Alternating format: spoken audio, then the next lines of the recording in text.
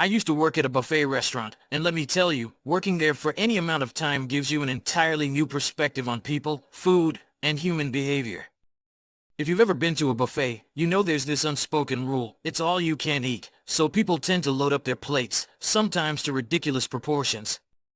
But the most memorable moments for me weren't about the massive quantities of food, but rather the unusual, unexpected things people would do. One afternoon, something truly bizarre happened. I was working at the salad bar, which, if you've ever worked at a buffet, is usually one of the least eventful stations. People come in, grab a handful of lettuce, maybe add some tomatoes, cucumbers, and then head off to the main course. Simple, straightforward. But not this day. A man walked up to the salad bar, looking like any other regular diner. He didn't seem particularly special, just an average guy in a button-up shirt, khaki pants, and sneakers, carrying a small plate for his salad. He grabbed a bowl and began his usual selection of lettuce. But then, something strange happened. Instead of casually throwing together a salad, he started arranging the ingredients, one by one, almost like he was planning some sort of intricate design. At first, I didn't pay much attention to him, but after a few minutes, I started noticing that his approach was unusual. He was layering the vegetables. The first layer was lettuce, of course, but then he added a row of perfectly placed tomatoes, followed by cucumbers, then a few olives. It wasn't like someone quickly throwing food on a plate. He was carefully laying them out, almost like he was stacking building blocks. The bowl began to rise. It wasn't just a salad anymore. It was becoming a tower. A vegetable tower. He wasn't rushing either. It was as if he was in no hurry, like he had all the time in the world to perfect this creation. And the layers kept coming. A few more cucumbers, a few more tomatoes. He reached for some shredded carrots and gently scattered them across the top. The bowl was growing taller, and I could feel the curiosity building in me, wondering if this was a practical joke or if he was truly serious. My coworker, who was working the soup station nearby, glanced over at me. We exchanged a silent look. What on earth was going on? Was this man seriously making a salad that could double as a centerpiece? By now, the bowl was a good foot tall, and it looked like it could collapse at any moment, but somehow, it stayed intact. Soon, people around him started to notice. One woman walking by with her own plate of food stopped and stared. She turned to her husband and whispered something, and I could hear her snickering. A few others were staring too, but no one said anything. It was one of those moments where you didn't know whether to laugh, ask him why he was doing it, or just leave him to his art.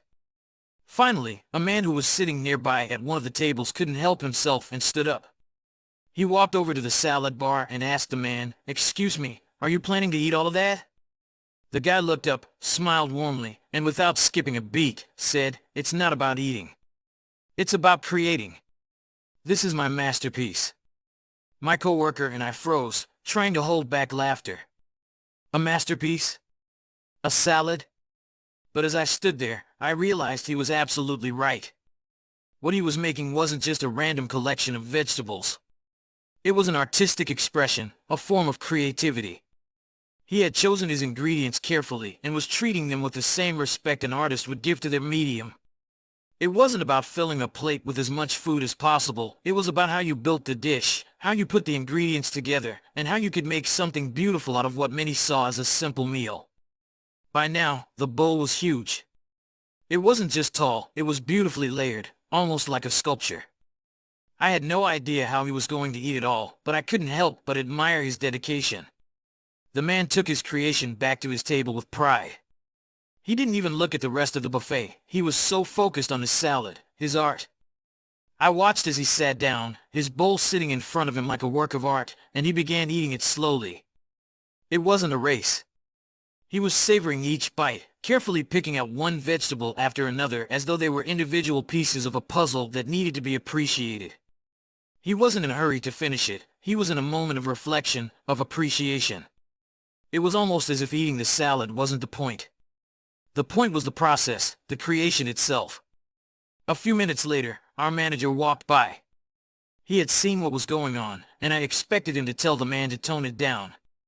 I thought he might even ask him to stop stacking the vegetables so high. But instead, our manager stopped at the table and said with a grin, "That's quite a creation you've got there. The man looked up, paused for a second, and then answered, "It's art, not food." At that moment, I realized he was right. It was art. It wasn't about shoveling food onto a plate as quickly as possible. It was about slowing down and creating something beautiful, something unique. It was a reminder that sometimes the act of eating, or the act of preparing food, can be an art form in itself. The man continued eating slowly, taking his time, as though each bite was a moment of personal achievement.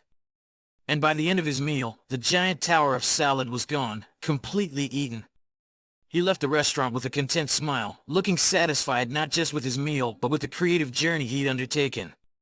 That day stayed with me long after my shift ended. It was a reminder that in the chaos of life, we often forget to slow down, to create, to enjoy the process. The man didn't just go to the buffet to eat. He went to make something. And he turned a simple salad bar into an experience, a masterpiece. Sometimes, in a world obsessed with speed, we need to take a page from his book and remember that the beauty of life isn't always in the final product. It's in the creativity, the process, and the joy of making something unique.